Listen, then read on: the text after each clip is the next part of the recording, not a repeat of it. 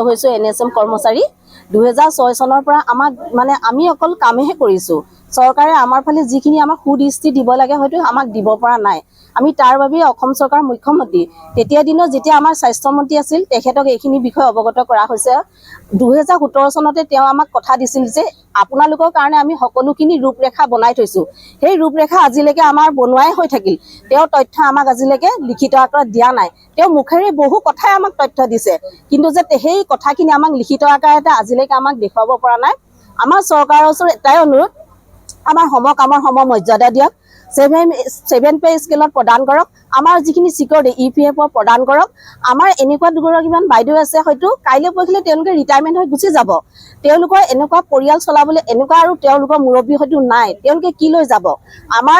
আমাৰ যিসকল বয়স আছে তেওঁলোকৰ কথা আমাৰ হুকিয়া যিসকল আমাৰ বেছি সংখ্যক NSM কৰ্মচাৰী হয়তো বয়স অলৰেডি উকলি গৈছে তেওঁলোকৰ 2 বছৰ 3 বছৰ কাৰ্যকাল থকা এনেকুৱা কৰ্মচাৰী আমাৰ মাজত আছে মোৰ কাখতে আছে মোৰ বাইদেউ আছে মোৰ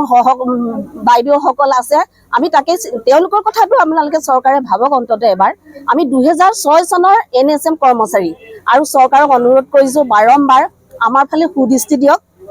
আমাৰ কামৰ মৰ্যাদা দিয়ক 7 পে স্কুল প্ৰদান কৰক EPF প্ৰদান কৰক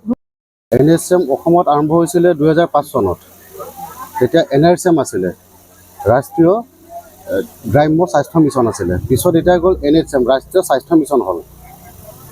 5 চনৰ পৰা আজি 2025 20 বছৰ হ'ল সেই সময়খিনিত আমাৰ যিখিনি কৰ্মচাৰী আছে NSMৰ আণ্ডাৰত তেওঁলোকক নিয়মীয়াকৰণ বা তেওঁলোকৰ যিখিনি কামৰ মজুৰি বা কামৰ যিখিনি প্ৰাপ্য পাব লাগে এইখিনি আজিলৈকে দিয়া নহ'ল বাৰম্বাৰ আমি অসম চৰকাৰ তথা উৰ্ধ্বতন কৰ্তৃপক্ষৰ লগত বহুতবাৰ আমাৰ আলোচনা হ'ল বহুতবাৰ আমাৰ মেমৰেণ্ডাম দিয়া হ'ল স্মাৰকপত্ৰ প্ৰদান কৰা হ'ল বা বহুতখিনি আলোচনা হ'ল তাৰপিছতো কিন্তু আজিলৈকে সেই কৰ্মচাৰী 20,000 26,000 কৰ্মচাৰীখিনি আজিলৈকে অসম চৰকাৰ বা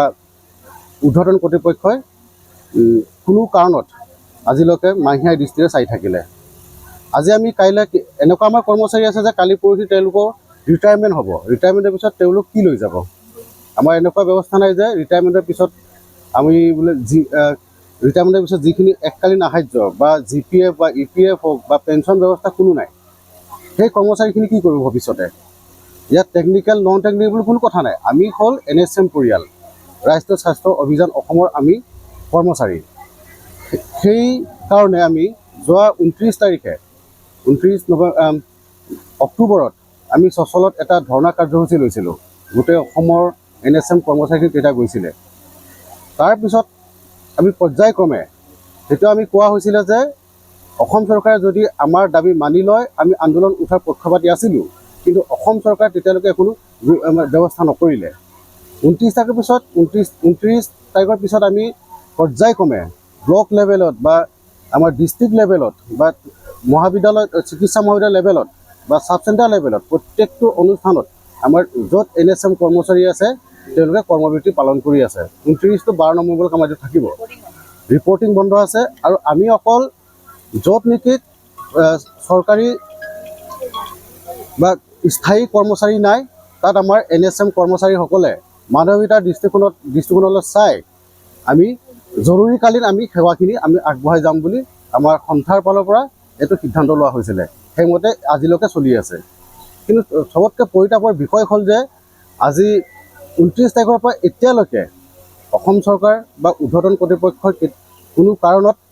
আমাৰ দাবীবিলাক মানিবলৈ বিচৰা নাই বা তেওঁলোকে আমাক হেঁচা দি আছে যে আলোচনাৰ মাধ্যমত আহক কিন্তু তেওঁলোকে কোনো দিন বাৰ বা কোনো নিৰ্দিষ্ট তেনেকৈ স্থান কাল পাত্ৰ তেওঁলোকে আমাক জনোৱা নাই গতিকে আমাৰ মুখ্য কেইটামান দাবী আছে যে সমকামৰ সমমৰ্যাদা আমাক লাগে আমাক গ্ৰেচুইটি লাগিব EPF লাগিব আৰু আমাৰ পৰিয়ালখিনি যাতে সুৰক্ষিত হয় পৰিয়াল পৰিশোধ আঁচনি বুলি এটা আছে সেইখিনি আমাৰ দাবী মেইনলি আৰু আমি বিচাৰোঁ যে যিখিনি কৰ্মচাৰী এতিয়ালৈকে নিয়মীয়া হোৱা নাই NSMত তেওঁলোক নিয়মীয়া হওক যাৰ বয়স গৈছে তেওঁলোক নিয়মীয়া নহ'লে আমাৰ কথা নাই আমাৰ প্ৰথম কথা হ'ল সমকামৰ সমমৰ্যাদা আমাক লাগিব স্কেল পে আমাক লাগে EPF লাগে গ্ৰেচুইটি লাগে সেইখিনি যদি অসম চৰকাৰ যদি বা ঊৰ্ধ্বতন কৰ্তৃপক্ষই যদি চকু মেলি চায় আমালৈ, তেতিয়া আমি ধন্য হ'ম। দাবী হ'ল আমি সমকামৰ সম দৰমহা বিচাৰিছোঁ, প্ৰথম দাবী। কাৰণ যিটো হাৰত মূল্য বৃদ্ধি হৈছে সেইটো হাৰত আমাৰ দৰমহা বঢ়া নাই। আমাক বছৰেকত মাত্ৰ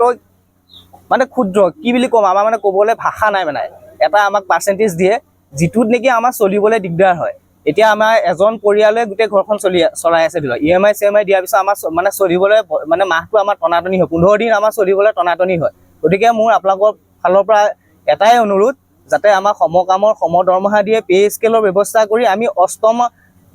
দৰমহা আয়োগৰ আণ্ডাৰত বিচৰা নাই, যিটো অলৰেডি হ'বলৈ গৈ আছে। আমি 7ম দৰমহা আয়োগৰ আণ্ডাৰত আনি হ'লেও আমাক মানে পে স্কেল দি পেলাই সমকামৰ সম দৰমহা দিয়াৰ ব্যৱস্থা কৰে, যিটোৱে নেকি আমাৰ দৰমহাটো নিশ্চিতকৰণ কৰিব।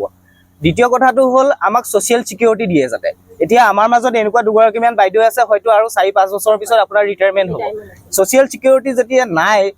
একচুৱেলি কি হয়, আমি এতিয়া আপোনাৰ ফৰ্মেল এমপ্লয়ী হয়, ফৰ্মেল এমপ্লয়ী হ'বলৈ হ'লে তেওঁলোকক ছ'চিয়েল ছিকিউৰিটি থাকিব লাগে, কিন্তু আমাৰ কোনো ছ'চিয়েল ছিকিউৰিটি নাই। গতিকে মোৰ চৰকাৰলৈ এটাই অনুৰোধ, হয় আমাক EPF ব্যৱস্থা কৰক, নহ'লে তেওঁলোকে নতুনকৈ UPS ব্যৱস্থা আনিছে। কিবা বিশেষ হিমন্ত বিশ্ব শৰ্মা ছাৰে যদি বিচাৰে বিশেষ আইন আনি পেলাই অসমৰ NSM কৰ্মচাৰীখিনিক UPSৰ আণ্ডাৰত আনিব পাৰে, আৰু তেওঁ আমাক চৰকাৰী ছিকিউৰিটি ছ'চিয়েল ছিকিউৰিটি আমাক দিব পাৰে। সেইটো মোৰ 2 নম্বৰ দাবী। আৰু 3 নম্বৰ হ'ল আমাৰ NSMৰ কৰ্মচাৰীসকলৰ যিটো আপোনাৰ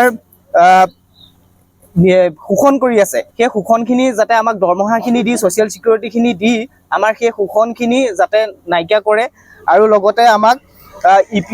UPSলৈ আনিব নোৱাৰিলেও আমাক EPFৰ মানে প্ৰদান কৰে। এইখিনিয়ে দাবী। মেইন কথা হ'ল দুটাই দাবী আমাৰ ফালৰ পৰা, সমকামৰ সম দৰমহা দিয়ক, 7 পে স্কেলৰ আণ্ডাৰত আমাক দি পেলাই আমাৰ দৰমহা নিশ্চিতকৰণ কৰক, আমাক এটা সুনিশ্চিত দৰমহাৰ ব্যৱস্থা কৰক, আৰু লগতে আমাক ছ'চিয়েল ছিকিউৰিটি দিয়ক, আৰু গ্ৰেচুইটি ব্যৱস্থা কৰক, যিটো নেকি তেওঁলোকে ফাইল অলৰেডি আমাৰ পৰি আছে, সেই ফাইলটো সোনকালে কাম কৰি আমাক গ্ৰেচুইটি দিয়াৰ ব্যৱস্থা কৰক।